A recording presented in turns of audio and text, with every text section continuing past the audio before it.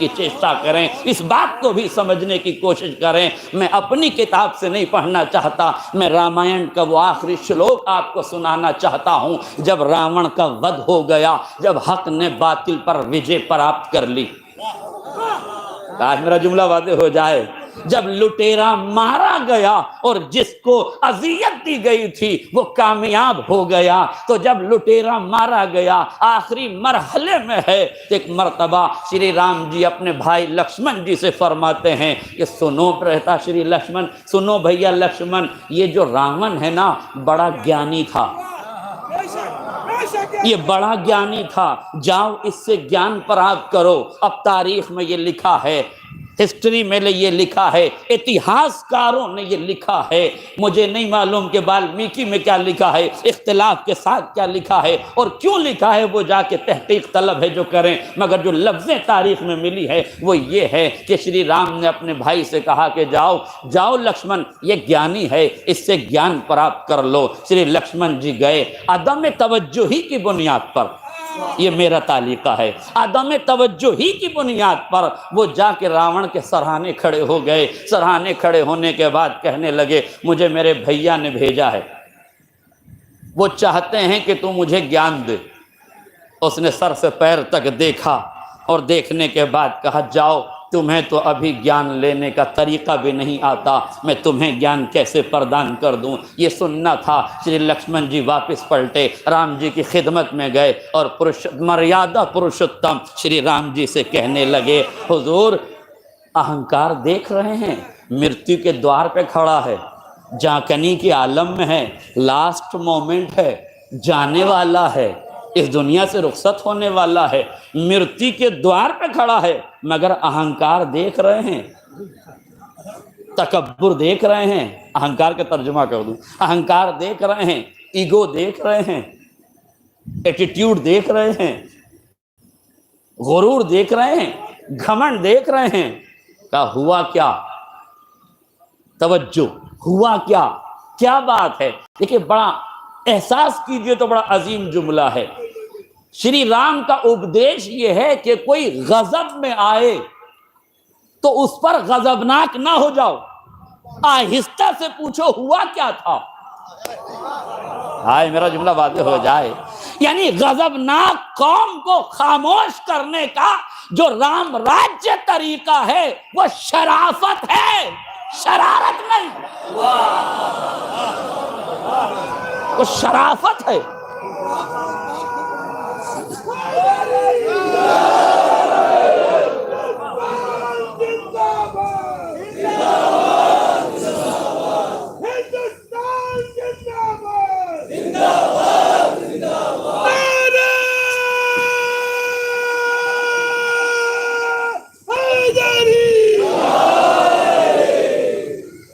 غور فرمایا آپ نے، فوراً انہیں شانت کیا، خاموش رہو تھوڑی دیر، اب بتاؤ ہوا کیا؟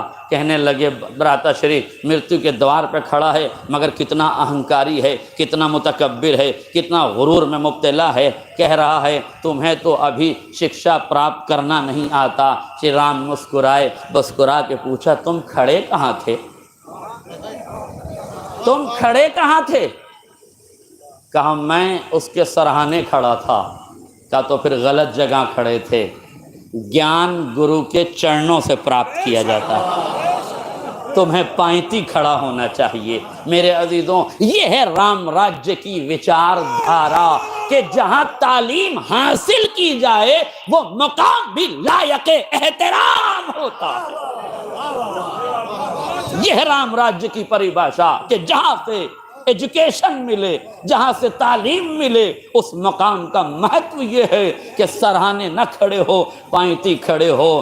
بھائی کا اپدیش سنا، فوراً پہنچے، جانے کے بعد پائنتی کھڑے ہوئے، راون کی آنکھوں میں آنکھیں ڈال کے کہا اب تو مجھے گیان دے دو، اب تو میں صحیح جگہ کھڑا ہوں۔ اب جملہ سنیے، آخری فرق تک توجہ چاہتا ہوں۔ راون نے جیسے ہی یہ سنا، یہ دو روایتیں ہماری سن لیجئے تاکہ بات کو سمجھنے میں آسانی ہو جائے۔ معصوم فرماتے ہیں خذ الحکمت ولو کان من اہل النفاق، حکمت جہاں سے پانا لے لینا، چاہے نفاق کے سینے ہی میں کیوں نہ ہو۔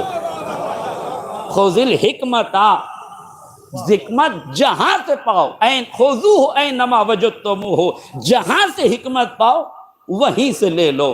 دوسرا فقرہ نہج البلاغہ میں امیر بیان و سخن مولائے متقیان علی ابن ابی طالب علیہ السلام، مولا فرماتے ہیں لا تنظر من قال بل انظر ماذا قال، دیکھو یہ نہ دیکھو کہ کون کہہ رہا ہے، میرا مقدمہ سنیے، یہ نہ دیکھو کہ کون کہہ رہا ہے، یہ دیکھو کہ کیا کہہ رہا ہے۔ یہ نہ دیکھو کہ راون کہہ رہا ہے، یہ دیکھو کہ راون کہہ کیا رہا ہے۔ آج میرا جملہ واضح ہو جائے، جیسے ہی شری لکشمن جی نے راون سے کہا کہ آپ گیان دے دو، تو کہنے لگا راون سنو لکشمن، مجھ راون کو ہزاروں دیوی دیوتاؤں کا وردان پراپت تھا، کسی طاقت میں اتنی طاقت نہیں تھی کہ میرا بال بیکا کرتا، مگر میں اس انجام کو پہنچا ہوں اپنے اہنکار سے۔ ہائے میرا جملہ واضح ہو جاتا، میں اس نتیجے پہ پہنچا ہوں اپنے ایگو کی وجہ سے، غرور کی وجہ سے، تکبر کی وجہ سے، گھمنڈ کی وجہ سے، انا کی وجہ سے، اہنکار کی وجہ سے۔ تو خیال رکھنا کبھی اہنکاری نہ ہو جانا۔ میں امت مسلمہ کو، پوری دنیا کے مسلمانوں کو، پوری دنیا کے حکمرانوں کو یہ بتانا چاہتا ہوں، جب گیانی کا اہنکار نہ بچا تو اگیانیوں کا اہنکار۔ نعرہ تکبیر، آخری آدمی کا ہاتھ اٹھانے، نعرہ تکبیر، نعرہ رسالت، ہندوستان، ہندوستان، اسلام، نعرہ حیدری۔ ایک سلوات پڑھ دے محمد اور آل محمد کو۔ ہندوستان تک ٹھیک ہے، بس ہندوستان۔ اہنکار کسی کا بھی نہیں بچے گا، اتنا بڑا گیانی تھا مگر اہنکار کی وجہ سے مارا گیا، اتنا بڑا گیانی تھا اپنے اہنکار کی وجہ سے ڈوب گیا۔ اس کا مطلب یہ ہے میرے عزیزوں، برا نہ مانیے گا، میں یہ نہیں کہہ رہا ہوں کہ حجاب کے خلاف ریلیاں نکالو، حجاب کے خلاف ریلیوں کی ضرورت نہیں ہے، اپنی بچیوں کو باحجاب بنا دو، اپنی بچیوں کو باحجاب بنا دو، اس لیے کہ حجاب انسانی نظریہ ہے، حجاب ہندوستانی سبھیتا ہے، یہ اسلامی نظریہ بعد میں ہے، ہندوستان کی سبھیتا پہلے ہے۔ دیکھیں کچھ چیزیں فطرت میں ودیت کی گئی ہیں۔ امریکہ نے ایک گڑیا بنائی جس ڈال کا نام رکھا باربی ڈال، بہت سے لوگ جانتے بھی ہوں گے اس سلسلے میں۔ امریکہ نے باربی ڈال کیوں بنائی؟ تاکہ ایران میں بے حجابی کو عام کر دیا جائے، لہذا اپنا پروڈکٹ بنا کر بھیجا گیا ایران کی جانب۔ ایران میں جیسے ہی باربی ڈول پہنچی، ذرا سے اثرات ہونے لگے، بے حجابی کا پیمانہ چھلکنے لگا، مگر جو دیندار معاشرہ تھا، مذہبی معاشرہ تھا، مذہبی معاشرہ دو رخی نہیں ہوتا۔ دیکھیں برا نہ مانیے گا، میں چھوڑتا کسی کو نہیں ہوں، مذہبی نظریہ رکھنے والے، مذہبی وچاردھارا رکھنے والے دوغلے نہیں ہوتے، ان کے یہاں جو مجلس کا پردہ ہے وہی شادی کا پردہ ہوتا ہے۔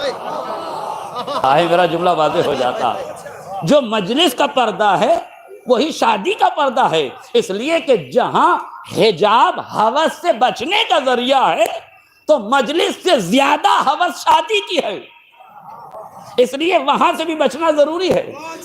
ظاہر ہے جو دیندار معاشرہ تھا اس میں محسوس کیا، ایک عالم دین نے اپنی بچی کو تربیت دی تھی، ان کی زوجہ بھی تربیت یافتہ تھی، زوجہ نماز کے لیے کھڑی ہوئی ہوتی تھی تو بچی کے سر پہ اسکارف لگا دیا کرتی تھی، بچی روزانہ اسکارف لگاتی تھی، ماں کے پہلو میں کھڑی ہو جاتی تھی۔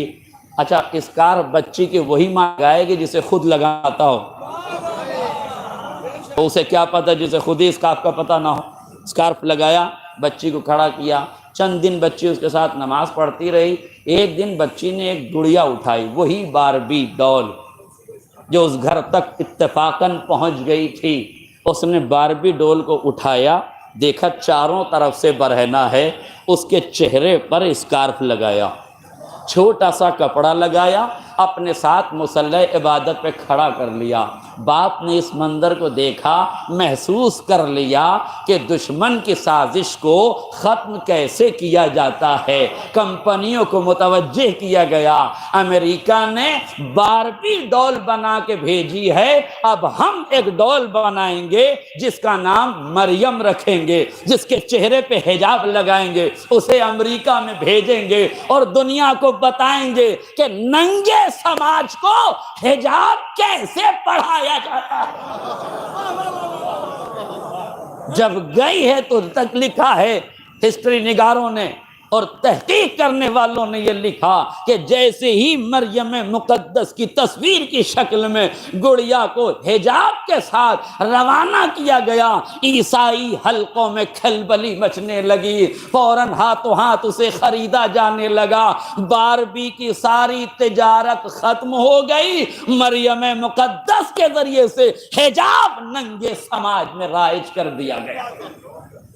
اور فرما رہے ہیں اس کا مطلب یہ ہے کہ ہمیں خود عمل کرنا پڑے گا، اس کے بعد مرحلہ طے ہوگا. اب رہا سوال کہ قرآن میں حجاب ہے کہ نہیں. اب قرآن میں حجاب میں کیسے سمجھاؤں؟ میں آپ کو اس رامائن سے حجاب سمجھانا چاہتا ہوں جس سے آپ بخوبی واقف ہیں. تو آپ جانتے ہیں جب محترمہ سیتا میاں کا اپہرن کیا گیا تو راون سادھو کے لباس میں آیا. وہ جو لکشمن ریکھا کھینچی گئی تھی اسے ایک لمحے کے لیے حالات کی مجبوری سے کراس کیا گیا. میرے عزیزوں، میرے جملوں پہ توجہ کیجیے گا. میں اپنے ہر لفظ کا ذمہ دار ہوں مگر کسی کے ذوق سماعت کا ذمہ دار نہیں ہوں. میں اپنے لفظوں کا ذمہ دار ہوں. اہل علم تشریف فرما ہے، قسم خدا کی آسمان علم کے سارے ستارے تو آج اس بزم مدحت میں جمع ہو گئے. علماء کرام کا مجمع ہے. یہ ستارے علم کے چمکتے ہوئے افراد یہاں بیٹھے ہوئے ہیں. طالب اصلاح رہوں گا، ان بزرگوں سے ایک صلوات پڑھیں محمد و آل محمد. مرحوم فیروز حیدر صاحب قبلہ نے بڑا خوبصورت جملہ کہا تھا. اگر میری ماؤں بہنوں تک یہ جملہ پہنچ جائے تو میں سمجھوں گا میری مجلس کا حق ادا ہو گیا.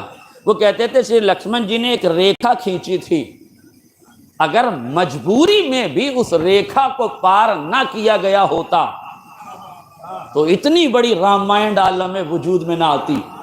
اس کا مطلب ہے کہ عورت کو اپنے کردار کی سیماؤں کو پہچاننا چاہیے، اس دائرے کے حدود کا اسے خیال رکھنا چاہیے، ورنہ مجبوری میں نکالے جانے والا قدم بھی مصیبتوں کو دعوت دینے سے نہیں روک سکتا.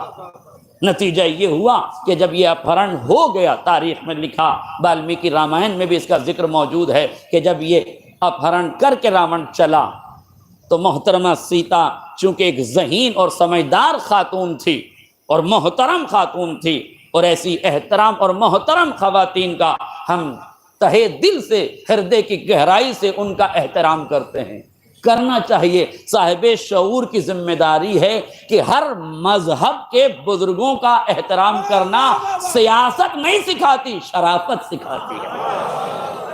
کرنا چاہیے، شرافتوں کے پیمانے چھلکانے چاہیے. لہذا محترمہ ذہین تھی، اس لیے انہوں نے اپنی کبھی انگوٹھی اتار کے پھینکی، کبھی اپنا کڑا اتار کے پھینکا، کبھی اپنی جوتی اتار کے پھینک دی. کیوں؟ تاکہ پیچھے آنے والوں کو محسوس ہوتا رہے، نشانیاں اور یہ علامتیں انہیں ملتی رہیں. لہذا جب یہ ہو گیا، ادھر شری رام جی، شری لکشمن جی، ہنومان جی کے ساتھ تینوں آدمی ڈھونڈنے کے لیے نکلے. تو اب رامائن میں یہ لکھا ہوا ہے کہ ہنومان جی نے انگوٹھی اٹھائی، لکشمن جی سے کہا یہ کس کی ہے؟ کہا یہ میری بھابھی کی ہے. پھر آگے چل کے انہوں نے کڑا اٹھایا، پوچھا یہ کس کا ہے؟ کہا یہ بھابھی کا ہے. آگے چل کے انہوں نے پیر کی جوتی اٹھائی، کہا یہ کس کی ہے؟ کہا یہ میری بھابھی کی ہے. آگے چل کے انہوں نے چوتھی چیز جو اٹھائی وہ ناک کی ایک نتھ اٹھائی. ناک میں پہنے جانے والا ایک وستو یا نتھ جسے کہتے ہیں، نتھنی جسے کہتے ہیں، اسے اٹھایا. اور اٹھانے کے بعد شری لکشمن جی کو دیکھ کے کہا آپ اسے پہچانتے ہیں؟ انہوں نے کہا نہیں، میں اسے نہیں پہچانتا. میں اسے نہیں پہچانتا۔ شری رام جی نے دیکھا اور کہا کہ یہ تمہاری بھابھی کی ہے، پرنتو تم کیوں نہیں پہچانتے؟ اب شری لکشمن جی کا جملہ ہے، اگر کسی کے سمجھ میں آ جائے تو بہت بڑی بات ہے۔ وہ فرماتے ہیں برہتا شری، میں اپنی مریادہ کی سیماؤں کو جانتا ہوں، میرا دھرم مجھے بھابھی کے چہرے پہ نظر کرنے کی اجازت نہیں دیتا۔ میرے عزیزوں، برقع حجاب کا نام نہیں ہے، برقع لباس کا نام ہے۔ حجاب آنکھوں کی حیا کو کہتے ہیں، مزاج کی شرافت کو کہتے ہیں، نظروں کی مہانتا کا نام پردہ ہے، دنیا کی نیچتا کا نام پردہ نہیں ہے۔ حجاب آنکھوں کی شرمندگی کا نام ہے کہ میرے سماج میں یہ جائز نہیں ہے کہ میں بھابھی کا چہرہ دیکھوں۔ اب بتاؤ اس سے بہتر کسی سماج میں، کسی دھرم میں حجاب کی پریبھاشا کیا ہوگی؟ جس سماج میں بھابھی کا چہرہ دیکھنا جائز نہ ہو، اس سماج میں غیر استری کا چہرہ دیکھنا کیسے جائز ہو سکتا ہے؟ برقع لباس کا نام ہے، حجاب کا نام نہیں ہے۔ اس لیے جملہ سن لیجئے، اور جو نوجوان اس جملے کو سمجھ جائیں انہیں میری طرف سے سبحان اللہ ہے۔ برقع لباس کا نام ہے، حجاب کا نام نہیں ہے۔ اس لیے جب برقع تنگ ہو جاتا ہے تو وسیع النظر فقہا اس کی حرمت کا فتویٰ دیتے ہیں۔ ایک صلوات پڑھ دے محمد را آل محمد۔ اس لیے یاد رکھیے، حجاب کو پہچانیے، مراحل کو پہچانیے۔ اس کرپٹ ماحول میں، کرپشن کے ماحول میں آپ ایماندار بن جائیے۔ پوری دنیا بے ایمانی پہ اتری ہے، اسے اترنے دیں، آپ ایماندار بن جائیں۔ پوری دنیا ظلم پر آمادہ ہے، تمہیں ظلم نہیں کرنا چاہیے۔ بہت دیر سے آپ کڑوی کسیلی باتیں سن رہے ہیں، ذرا سا ایک کرپشن کا ماحول آپ کے گوش گزار کر دوں تاکہ تھوڑی سی ماحول میں تبدیلی آ جائے۔ ایک اسکول کے پرنسپل نے، یہ کسی دھارمک استر پر بنا ہوا اسکول نہیں تھا بلکہ تمام مذاہب کی آماجگاہ تھی یہ اسکول۔ اس اسکول میں پرنسپل صاحب نے یہ چاہا کہ بچوں کی فوٹوگرافی ہو جائے، فوٹو کھنچایا جائے، لہذا پرنسپل صاحب نے فوٹوگرافر کو بلایا، تصویر کشی کرنے والے کو بلایا اور اس سے پوچھا یہ بتاؤ ایک بچے کی تصویر کھینچنے کے کتنے پیسے لوگے؟ اس نے کہا حضور ویسے تو 20 روپے لگتے ہیں، مگر چونکہ معاملہ شکشا کا ہے، ودیارتھیوں کا ہے، اسٹوڈنٹ کا ہے، اس لیے آپ مجھے 10 روپے پرتی بچہ دے دیجیے گا۔ پرنسپل صاحب نے سویکار کیا، ایکسیپٹ کیا، قبول کیا، اور قبول کرنے کے بعد کلاس ٹیچر کو بلایا اور بلا کے کہا بچوں سے کہنا کل 20 روپے لے کر آئیں، ان کا فوٹو کھینچے گا۔ پرنسپل صاحب نے کلاس ٹیچر سے کہا کہ جا کے کہنا کہ کل 20 روپے لے کر آئیں۔ جس اسکول کا پرنسپل اتنا مہان ہو، اس کے کلاس ٹیچر کی مہانتا کا کیا عالم ہوگا؟ اس نے جا کے بچوں سے کہا کہ اپنے گھر جانا تو کل 50 روپے لے کے آنا، اس لیے کہ تمہارے فوٹو کھینچا جائے گا۔ ظاہر مہان ٹیچر سے تعلیم یافتہ بچہ کتنی ترقی پہ جانا چاہیے۔ یہ گھر پہنچا، اپنی اماں سے کہا کہ کلاس ٹیچر نے 100 روپے منگائے ہیں۔ کہا اچھا 100 روپے منگائے ہیں، ٹھیک ہے کوئی بات نہیں۔ اب میں معذرت چاہتا ہوں خواتین سے، جملہ ساری خواتین ایسی نہیں ہوتی لیکن سماج میں ایسی خواتین بھی ہوتی ہیں، ورنہ یہ واقعہ کیوں رونما ہوتا۔ خاتون خانہ نے کہا ٹھیک ہے ابا کو آنے دو، بات کرتی ہوں۔ بچہ تو شب میں سو گیا مگر ماں کی مامتا تو جاگ رہی تھی۔ اب پتہ نہیں کون سی مامتا تھی جو جاگ رہی تھی، مگر فوراً شوہر نامدار کو مخاطب کر کے کہا کہ کل بچے کے اسکول میں بچے کا فوٹو کھینچے گا، انہوں نے 200 روپے منگائے۔ بے شک آپ کو حق ہے مسکرانے کا، مگر میں آپ سے پوچھ رہا ہوں کہ بچے کی تربیت کا پہلا اسکول کیا ہے؟ ماں کی آغوش۔ جب پہلی ہی آغوش میں کرپشن کی گھٹی لے کے پیدا ہوا ہے اور پروان چڑھا آگے جا کے، تو پھر کس بات کی امید کرتے ہیں کہ آپ اس طرح کے سماج میں کس بات کی اپیکشا اور امید رکھتے ہیں؟ یہ ویکتیگت سوچ ہی ہے جو آپ کو بدل سکتی ہے۔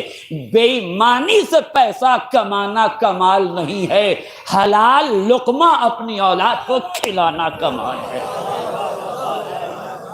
ایک صلوات پڑھ دیں محمد اور آل محمد۔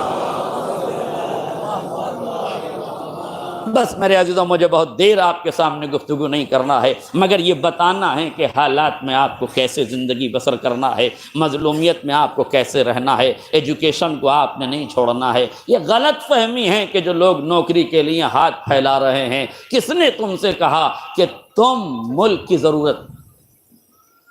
ملک کی ضرورت کیوں ہے؟ تمہیں نوکریوں کی ضرورت کیوں ہے؟ اپنا کردار ایسا نہ بناؤ کہ تمہیں حکومت کی ضرورت ہو، اپنا معیار علم اتنا بڑھاؤ کہ حکومت کو تمہاری ضرورت ہو۔